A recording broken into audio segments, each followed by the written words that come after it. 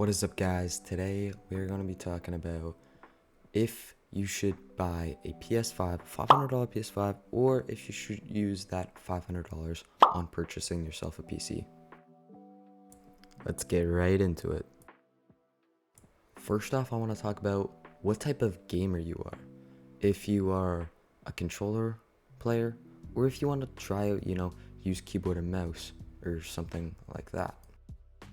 I also want to know if you are a casual gamer, or if you want to play, be a competitive gamer and play high-end games like CSGO. Fortnite, obviously CSGO is a PC only game, but if you want to play games like that are competitive, like Fortnite, like competitive Fortnite, competitive Warzone, something like that, or if you're just a casual gamer who's there for fun, you like the casuality of things, and you like to be chill, you don't have all day to spend gaming. So yeah, a lot of it is also on what kind of games you play.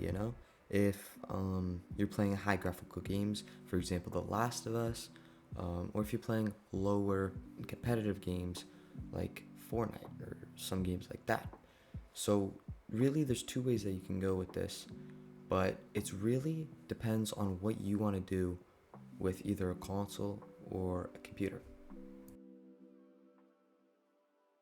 Now, if you're into trying to play Fortnite for to be a competitive Fortnite gamer, and other games that require to be competitive, you need high frame rates for it, something like that, then you're gonna have to choose a PC for this, because you're gonna get much higher FPS in using computer. If you want to use a keyboard and mouse, you're gonna have very well input delay. Obviously, if you still want to go on a controller, you can, and the input delay is very little. But if you want to be a competitive player and you choose PS5, number one, those graphics and those shadows are definitely gonna mess you up quite a bit. And that keyboard input delay, if you want to be on a keyboard and mouse, that input delay is really gonna affect you. As if you were to choose a computer, you wouldn't really have that input delay. Also, same with the FPS. PS5 you're locked at 120, but on PC you have, you can go unlimited. Obviously, it's gonna count on whatever your monitor you have, so you're gonna want a higher end monitor, like 144 hertz, 165 hertz, depending on what your budget is.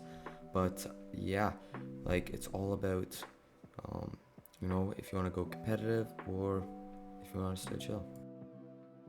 Now, if you're just a casual gamer who doesn't get to play all the time, you really like the graphics, of games, you like slower paced games, you like storyline games, stuff like that, then I would recommend a console, because they are gonna provide you much more performance in terms of the graphics, in terms of the FPS compared to a $500 PC. $500 PC isn't going to be running games, storyline games, The Last of Us, that's just one example, but storyline games at a high-end graphical rate. If you like those graphics, you can still play on keyboard and mouse with PS5 and have those high graphics, enjoy those storyline games. That's when I recommend PS5 the most, is when you're playing those 4K games. You get to play plenty of FPS, 120, 60, 4K, stuff like that on the PS5, and you like those storyline, slower paced games. So then you're gonna for sure go for a PS5, because it's just better.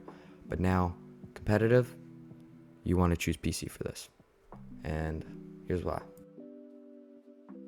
You've heard so many people say PC's good because of the input delay, the FPS, and all that stuff, but really, it's not necessarily a $500 PC.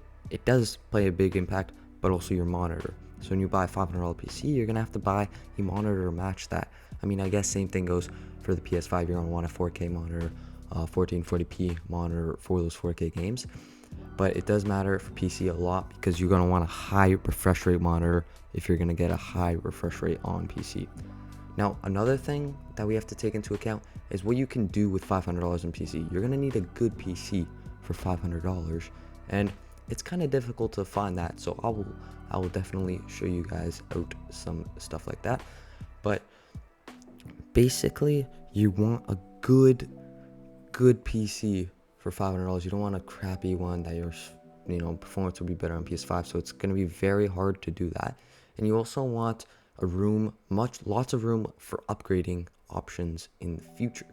So we need to find a good PC and upgrade options in the future for maybe you get some more money and you want to upgrade. Obviously, you can't do that with console, but you can definitely do that for PC.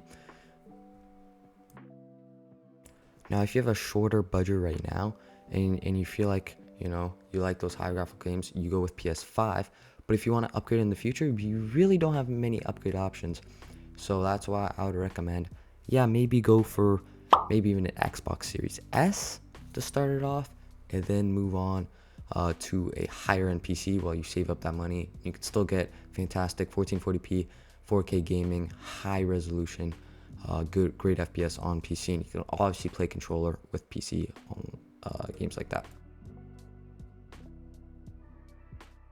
PC also offers so many games, it's unbelievable. Way more games than any console could have, because you have Steam, you have a bunch of other games, you have so many games to play off of. So that's something that console doesn't have. But if you're a casual gamer, you're just gonna play the average game every once in a while, and that's really where I would recommend PS5. But if you want, you really extend your games, if you want to play on you want to play a lot of different games, then PC is going to be your guy. I would go for a budget for now, save up your budget, and get a high-end computer. Now, in my personal experiences, I've played on a PS5. I'll probably, if this video gets 20 likes, I'll upload a video on the budget PS5, best budget PS5 gaming setup on the market, and it only comes in around $600 for the entire setup, maybe $700 including the monitor. But if this video gets 20 likes, I will make that video for sure. Now, in my personal experience, I played Fortnite on the PS5 and I didn't enjoy that much. It was a lot of I felt a lot of input delay on the keyboard and mouse, and I felt like it was just difficult to play, and I felt it was kind of laggy as well trying to play keyboard and mouse on the PS5. I plugged in the controller on the PS5 and it worked very smoothly, like buttery smooth. So if your controller play on PS5, hey man, that's not that bad. If your controller play on PC, also not that bad. But if you're a keyboard and mouse player, get a PC ASAP. And looking into games, I also played games. I played The Last of Us, I played Red Dead Redemption, and a couple other games like that where it's more graphical intensely. I played them on both PS5 and PC, and I thought that the PC didn't do as well as the PS5. I like the PS5 a lot more for those types of games. Even on keyboard and mouse, I like the PS5 kind of a lot more for those types of games. Now, if you are a Fortnite competitive player and you also like to play higher graphical games like The Last of Us, Red Dead Redemption. I know I'm using Last of Us a lot in this video, I'm sorry, but it's the only thing that I can think of off the top of my head. And I actually recommend getting a PC because I think that those competitive settings are a lot more valuable than what's on a PS5, especially for the input delay. You would definitely rage quite a bit because I did, and it was awful. Now, I'm done yapping about that. So now that you've found what type of gamer you are, if you're on a controller or a keyboard, what type of games you play, let's see what you can get with that $500 USD for PC. Alright, taking a look at this PC part picker list here, we have the AMD Ryzen 5 5600X. This is a fantastic CPU for those budget ballers out there, especially in this $500 build. This thing is going to do immense powers and is a fantastic CPU for Fortnite still to this day. Moving on to the next thing, we have a Gigabyte B550 motherboard to match this AM4 socket.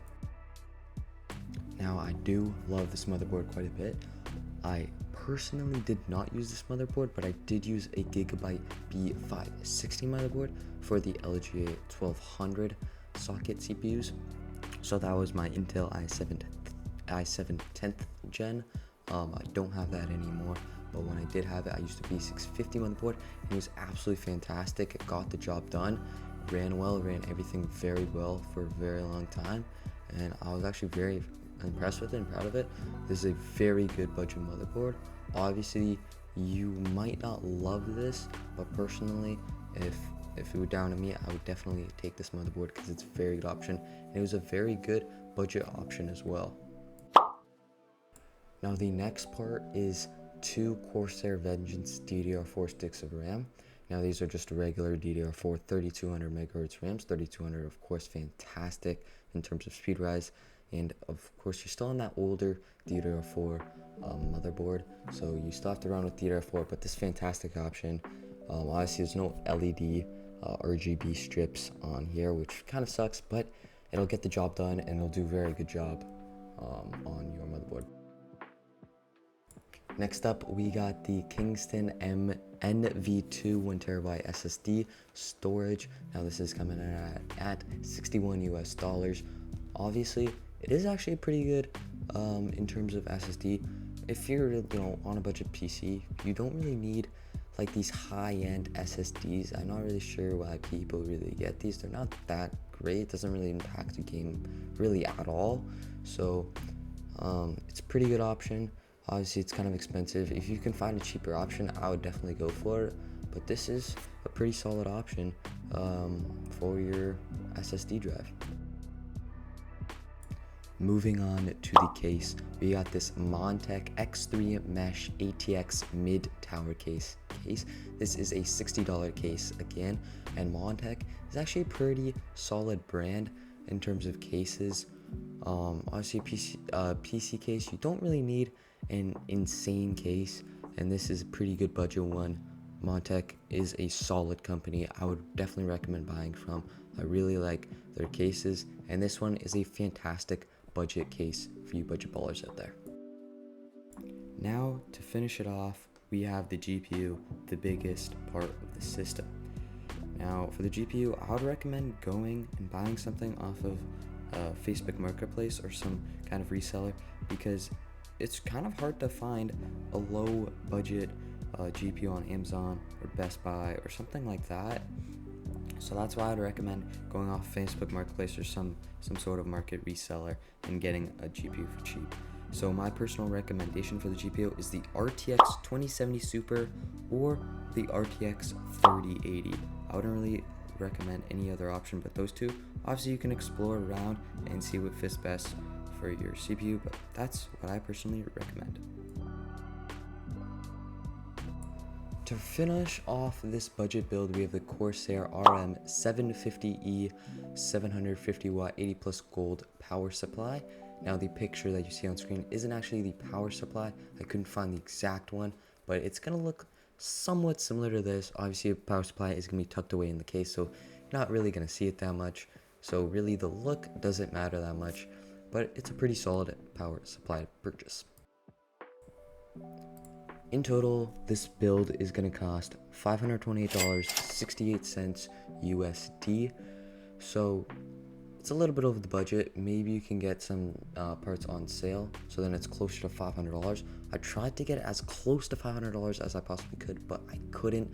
I'm sorry about that, but this is what you can do with what you have. And this PC should give you around 180 FPS in comp settings of Fortnite in late game, or when you're in when there's a lot of high intensity. It'll still get you around 100 FPS, while the PS5 will maybe get you 60, 70 FPS. And of course you're on competitive settings, and if you're a comp player, you like competitive settings a lot more than those basic and regular settings. PS5, I would go for the PC just because I like playing competitive Fortnite. I like the settings that I have on my game. I don't really love the epic settings. I like having less input delay because I do play on keyboard and mouse instead of controller. So I'm going to pick the PC, especially since I can upgrade parts later on in the future. And building a computer is a massive learning experience. From when I built my first computer, obviously there's so many challenges, but it was such a big learning experience. I learned so much. I learned so much about parts, computers, how everything works. And it was just an awesome experience overall. Sure, there were some tough times, but it was an awesome experience, and that's why I loved it. That's why you guys should probably build this computer too, instead of just, lazying out and going for the PS5. But now, of course, if you're a casual gamer, you don't really have that much time to build a computer, to play on a computer, to play competitive, you like the graphics, then that's when I say go for the PS5. That's going to conclude today's video, guys. If you guys enjoyed, please leave a like and subscribe to the channel. I'm on my way to posting a video every single day, but it's going to take some time, so hopefully you guys will help out. That's it for me. Remember, guys, 20 likes and I'll make a PS5 budget video. I'll share some more thoughts of what I have on the PlayStation 5, and yeah, that's it. Thank you guys for watching. I'll see you in the next one.